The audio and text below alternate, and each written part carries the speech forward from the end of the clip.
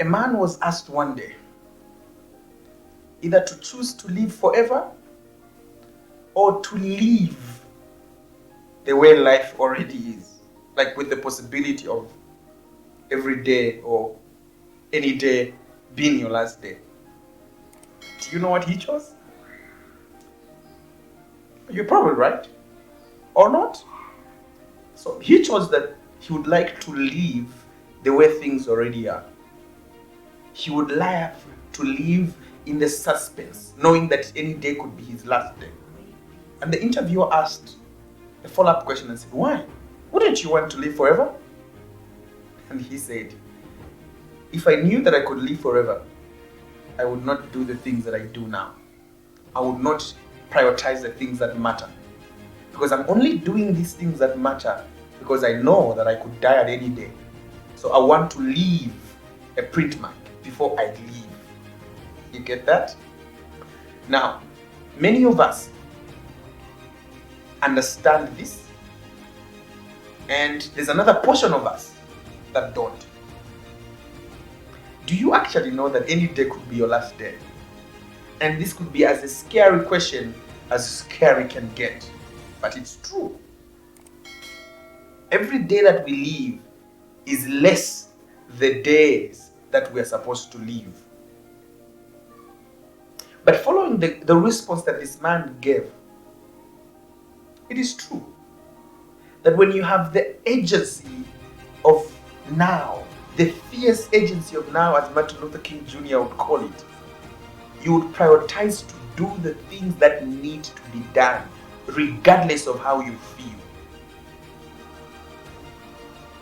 But you see, some people still don't care. They would want to waste their lives until the day that they're saying goodbye. For those that have the opportunity to get sick or to be at a point where they know that now I am dying.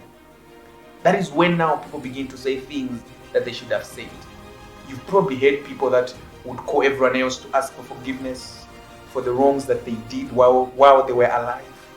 You've heard people that would say on their deathbed, I wish I had done A, B, C, D. You hear people that say things that they should have said while alive. But you and I, the fact that we are alive right now, we have the opportunity to do the things that matter. Because any day could be our last day. And sometimes these things sound verbotic. They sound tautological, to say the least. I mean, they sound like repetition. Like, people just say the same things over and over and over and over, to a point that, in as much as it is true, you are bored of hearing these things. But you see, your life has a purpose. Again, this is something that you must have heard over and over and over. And by the time I'm saying it right now, you probably already don't want to hear it anymore. But regardless of that, your life matters. And your life has a cause why it is alive. It is your responsibility and my responsibility to find out what you were born for, what I was born for.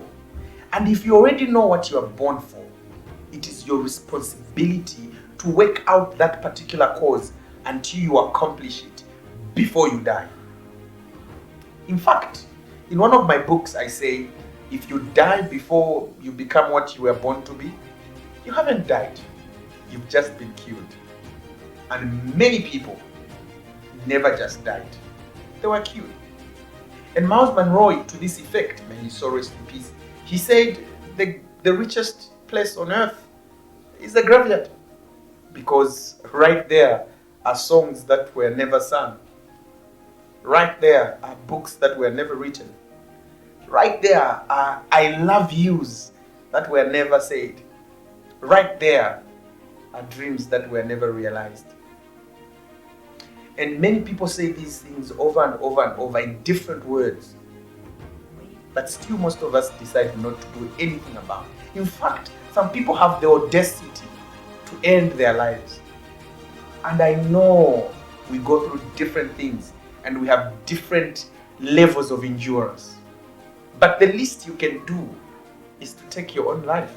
Because the only thing that should guarantee your dying is after you have finished your course, after you've run your race, after you have become what you were born to be. In 2019, when I was competing for the national championship in public speaking, I was given a statement to speak on. And the statement was, living dangerously is the only way to live. Of course, I gave a speech that won me a spot to compete at the national level. And you see, the statement itself caused the reality of our lives. It's dangerous to live, but that is the only way to live. But you could be asking, Ollie, how dangerous is it to live? For instance, haven't you heard of car accidents? Yes, you have. Perhaps some of you have been in some of those accidents. But does that stop you from getting on a car again to get to your destination? No. Haven't you heard of plane crashing? Probably some of you've heard or you know someone, in fact, perhaps, who died in a plane crash. But still you get on the plane to get to your destination. People are dying every day, but you are alive. You could make use of the time that you have to become something. Let your life count so that you will not be on your deathbed wishing you had done something. That is the most painful kind of regret. To be at a point where you can't do anything and then wish you could do something.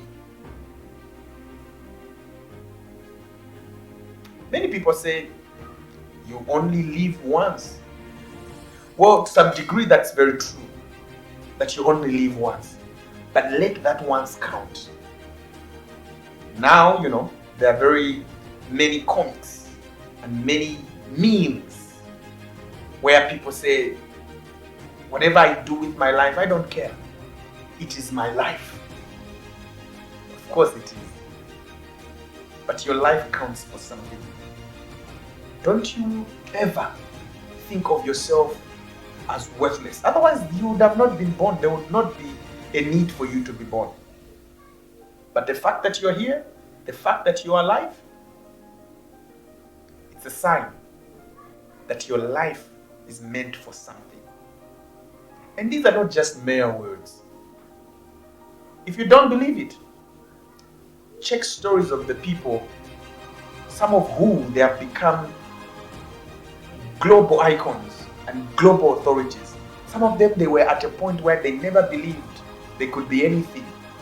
But the moment they realized that their lives mattered,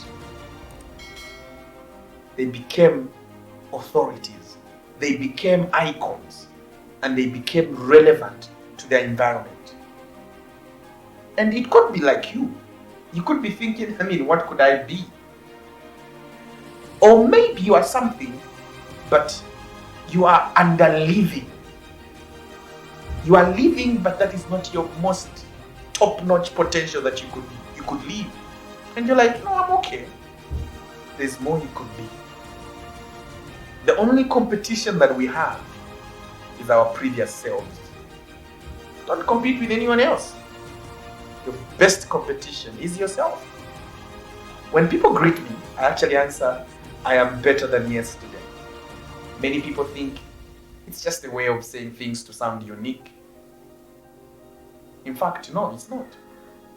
If you saw me 10 years ago and you see me today, you'd really appreciate why I answer I am better than yesterday. Because every day I try to do something that makes me better. Is it easy? No, it's not. And no one ever promised and guaranteed that it was going to be easy. But it is worth it when you begin to walk your path. It is like a mother who's carrying a child. You think it's easy to carry a child? To carry a human being in your womb as a woman? It's not. But oh boy, when that child is born, the smiles, the joy, the excitement, the euphoria, they want to be pregnant again. But during the time of pregnancy, it's not easy.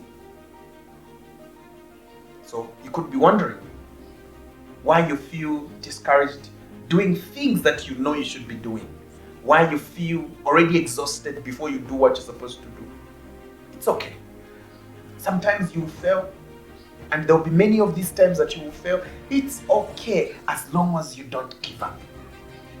You know how many times some of us failed? Many. In fact, I like to jokingly tell my friends that I should have finished school before I actually finished. What I mean by the year that I finished school was not supposed to be the year that I finished school, because I repeated school.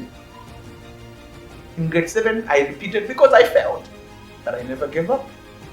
In grade 4, when my friends were going to grade 5, I was asked to repeat because I was not worthy to go to grade 5. But I never gave up. Here I am. When I was in my university the first year, I failed. I had to proceed, but repeat, if you know what I mean. You are in another year, but you're doing things for the previous year. But I never gave up. I ended up becoming a teaching assistant at my graduation because I never gave up. Not because I'm intelligent, no, but because I never gave up. I encourage you today, this whole week, this whole month, this whole year, pace yourself and tell yourself that, yes, I have failed, but I'll try again. Yes, things have not gone the way I wanted them to go, but I'll try again. Yes, I'm trying to exercise, but I'm not losing weight yet, but I'll try again.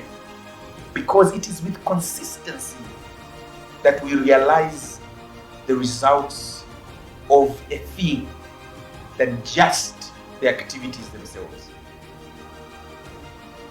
Some of you want to speak fluently, and you've tried a few things, and you see you are not getting there yet. Don't give up. It takes some time. Some of you are struggling with relationships. Don't give up. It can only get better if you keep at it, if you keep pushing, if you keep trying.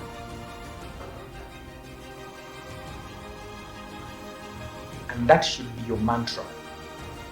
Striving to be better than yesterday, to be better than the previous day.